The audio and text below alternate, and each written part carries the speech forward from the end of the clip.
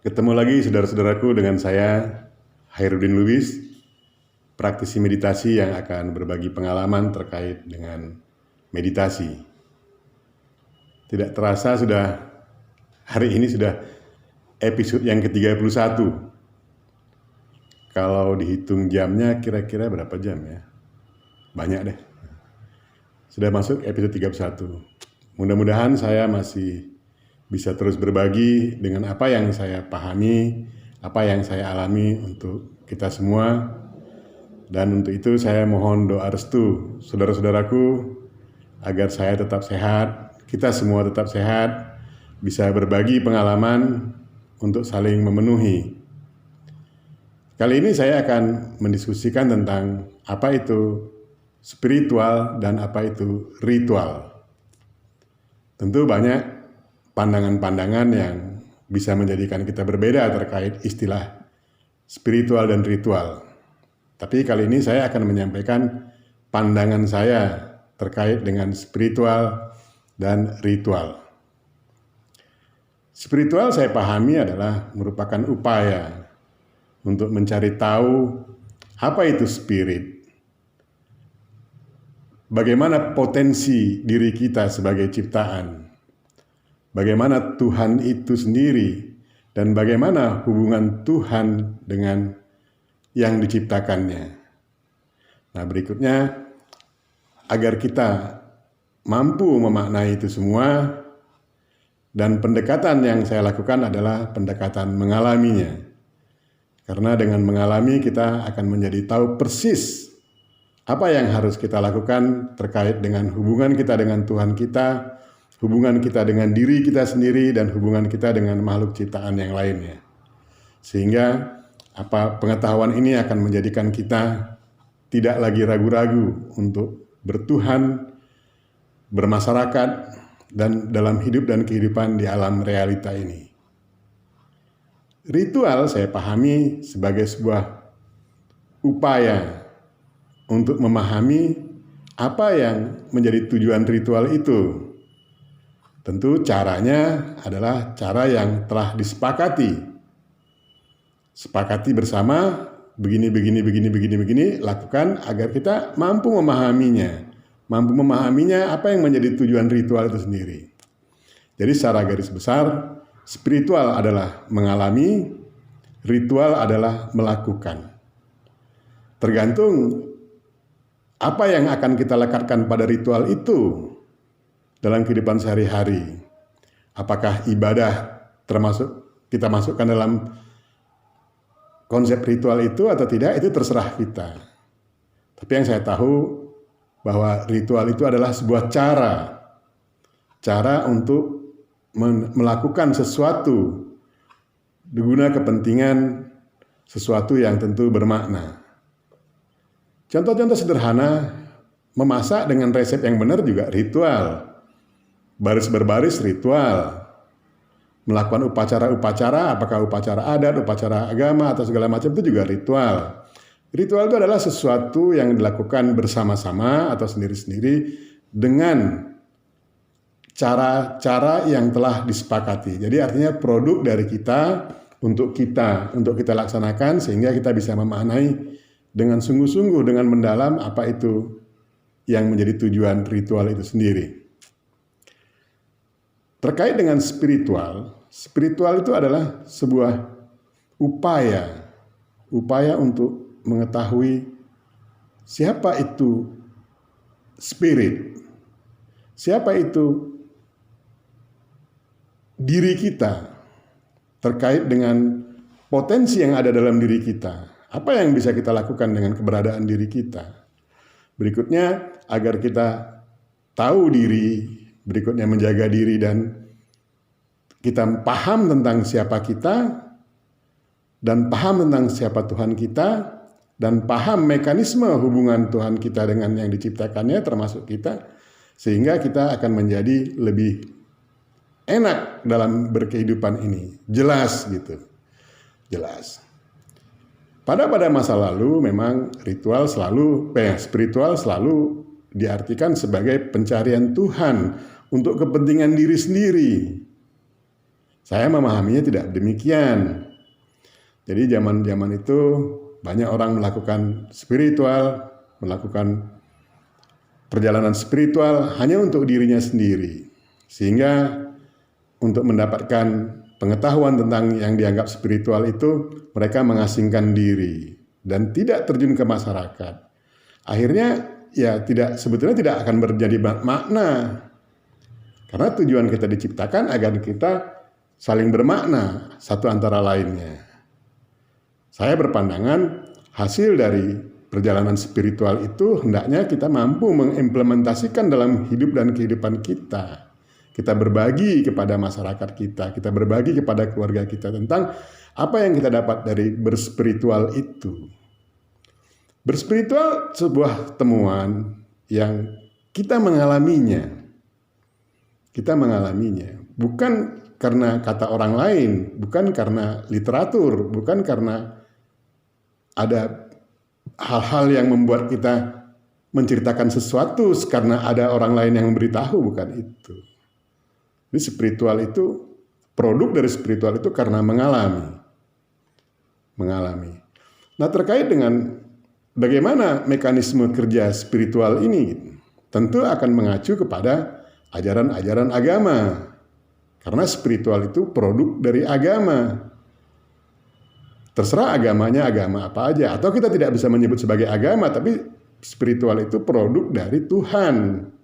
Apakah dia melalui agama, apa melalui kepercayaan, itu persoalan yang berbeda.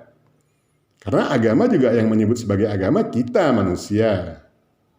Ini agama ini, agama ini, agama ini, agama ini gitu. Tapi sebetulnya adalah sebuah informasi bagaimana kita bisa mengenal Tuhan kita. Berikutnya kita tahu diri untuk bagaimana menjadi hamba. Dengan demikian, kloplah hubungan kita dengan Tuhan kita, hubungan kita dengan sesama manusia, dan hubungan kita dengan sesama ciptaannya. Menjadi clear semuanya. Pertanyaan berikutnya, ada dua polarisasi yang ditawarkan kepada kehidupan ini. Baik dan buruk menurut pandangan kita. Nah, baik dan buruk inilah sebetulnya sebuah kehidupan. Seperti elektron. Elektron kalau tidak ada yang berpolar positif dan negatif, dia tidak akan menjadi sesuatu. Dia akan hanya menjadi dirinya. Justru karena ada positif, ada negatif, maka dia akan menjadi sesuatu. Demikian juga dalam kehidupan kita. Dengan berspiritual kita seyogianya paham itu.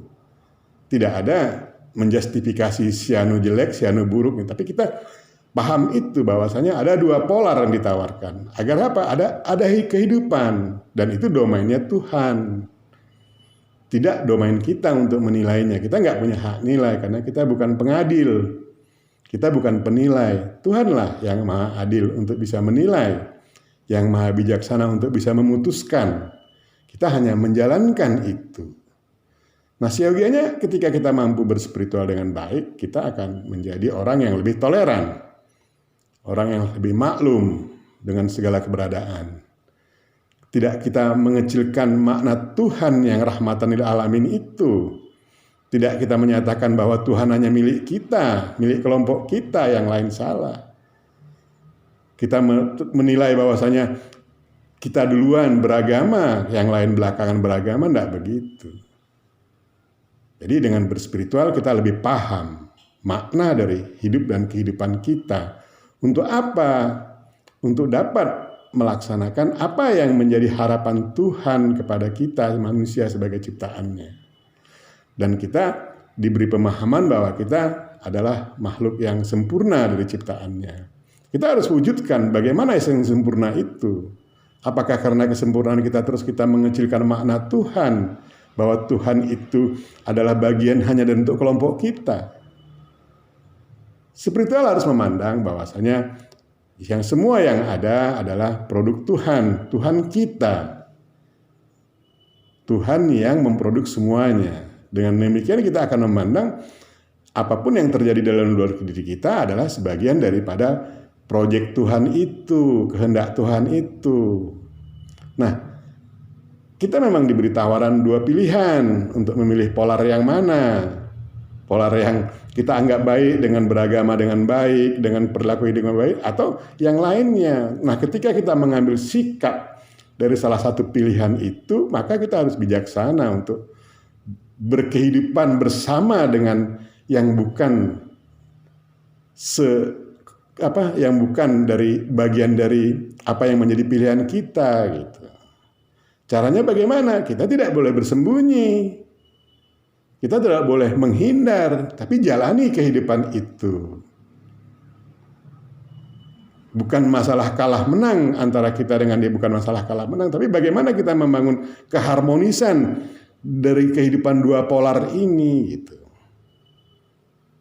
Kita harus memahami bahwa Tuhan menilai bukan hanya baik buruk, tapi dia punya pandangan-pandangan yang lain yang kita nggak pahami. Dia punya pandangan-pandangan yang luar biasa tentang bagaimana dia menilai. Kita hanya punya barangkali dua pandangan, baik dan buruk, benar atau salah, tapi Tuhan nggak begitu.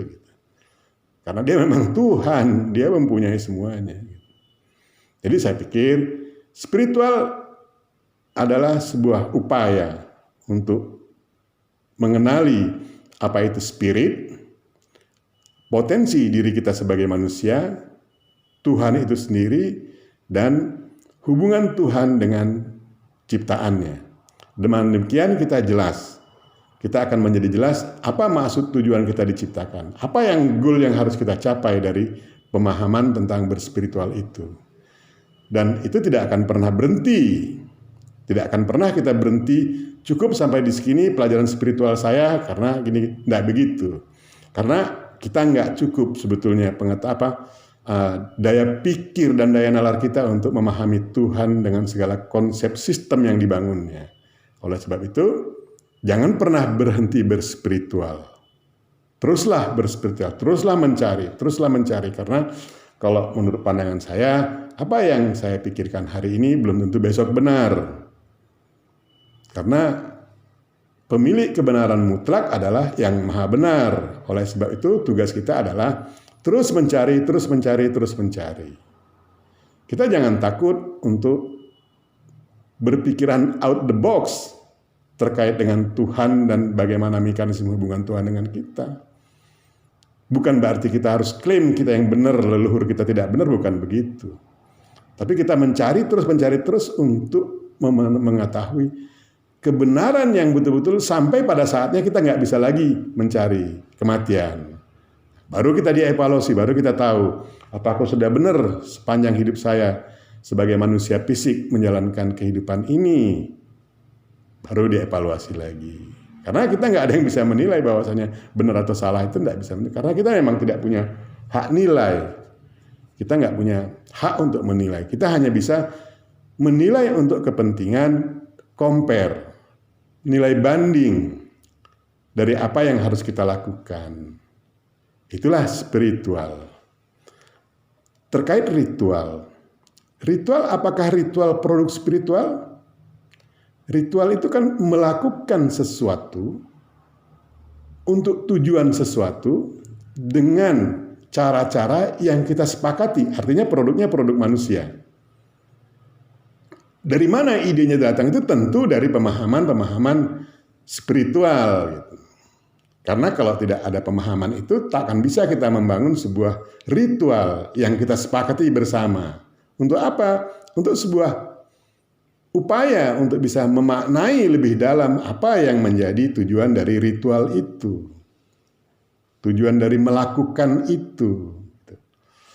Jadi, kita kecenderungan ritual menjadi sebuah hanya penggugur tanggung jawab, penggugur kewajiban. Padahal siogianya ritual itu kita dalamin, kita pahami, kita maknai sungguh-sungguh sehingga kita bisa mencapai pada tingkat yang berikutnya spiritual. Jadi antara spiritual dengan ritual sebuah lingkaran sebetulnya. Dari berritual, saya menyatakan, dari saya berritual, ritual yang sungguh-sungguh saya gali ritual itu ke dalam-dalamnya, saya maknai benar-benar, saya beranjak terus mencari tahu tentang siapa di balik ritual yang kita tuju itu. Sehingga saya berspiritual, dari berspiritual mengeluarkan produk-produk ritual paling tidak untuk diri saya sendiri. Misalnya saya menciptakan sebuah produk ritual untuk diri saya sendiri. Katakan begini, saya setiap hari harus merekam gambar dan suara untuk bisa saya kabarkan kepada saudara-saudara. Nah, menjadi sebuah pekerjaan yang rutin yang saya harus lakukan, itulah ritual bagi saya saat ini untuk bisa berbagi kepada saudara-saudara saya gitu. Kira-kira demikian. Jadi antara spiritual dengan ritual sebetulnya tidak usah diperdebatkan, karena itu adalah produk dan yang memproduksi gitu. Sebuah lingkaran. Dari berritual kita bisa beranjak ke spiritual. Dari spiritual kita bisa menelurkan sebuah ritual. Jadi itulah kehidupan, siklus kehidupan. Dari tidak tahu menjadi tahu, kebetulan kita memberitahu dan kita diberitahu lagi terus berterus. Itulah berkembangnya yang namanya budaya, berkembangnya yang namanya peradaban. Cuman tergantung apa yang menjadi pilihan kita terkait dengan yang namanya peradaban itu gitu. Saya pikir ini adalah pandangan saya, saudara-saudaraku, bukan harus menjadi keharusan ya saudara-saudaraku untuk berpihak kepada saya terkait pandangan ini, tapi saya sampaikan ini terkait dengan apa yang saya sampaikan dalam video-video saya. Ini adalah pandangan saya tentang bagaimana spiritual itu dan bagaimana ritual itu. Tetap sehat, bahagia, dan ayo meditasi.